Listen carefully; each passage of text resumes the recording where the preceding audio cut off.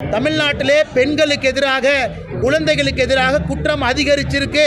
4 வருஷம் தூங்கிட்டு எலெக்ஷன் வருது இப்ப எந்திரிச்சு கோபாலபுர வீட்டை தாண்டி வெளியே எந்த பெண்ணுக்கும் பாதுகாப்பில்லை என்பதுதான் உண்மை. ஐயா ஏடிஜி லா அண்ட் ஆர்டர் சுற்றறிக்கை வெளியிட்டிருக்கார்.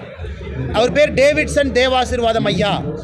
என்ன சுற்றறிக்கையில் போட்டிருக்காருன்னா, தமிழ்நாட்டிலே பெண்களுக்கு எதிராக குழந்தைகளுக்கு எதிராக குற்றம் அதிகரிச்சிருக்கு.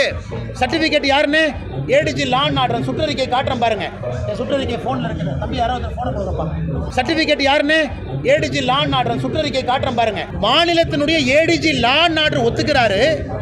பெண்களுக்கு எதிராக குழந்தைகளுக்கு எதிராக பரவாயில்ல, அவங்களுக்கு வாட்ஸ்அப்பில் அனுப்பிச்சிருவோம். பெண்களுக்கு எதிராக குழந்தைகளுக்கு எதிராக குற்றம் அதிகரிச்சிருக்குன்னு ஏடிஜி லா அண்ட் ஆர்டர் ஒத்துக்கிறார். முதலமைச்சர் ஏன் ஒத்துக்க மாட்டாரு? சுற்றறிக்கை நான் உங்களுக்கு தர்றேன். 4 வருஷம் தூங்கிட்டு எலெக்ஷன் வருது இப்ப எந்திரிச்சு சீனியர் ஆபீசர் வீட்டில் ஆர்டர்லயே இருக்கக்கூடிய பெண் காவலரை ஸ்டேஷனுக்கு அனுப்புங்க. சிறப்பு நீதிமன்றம் என்ன பண்ண போறாங்க?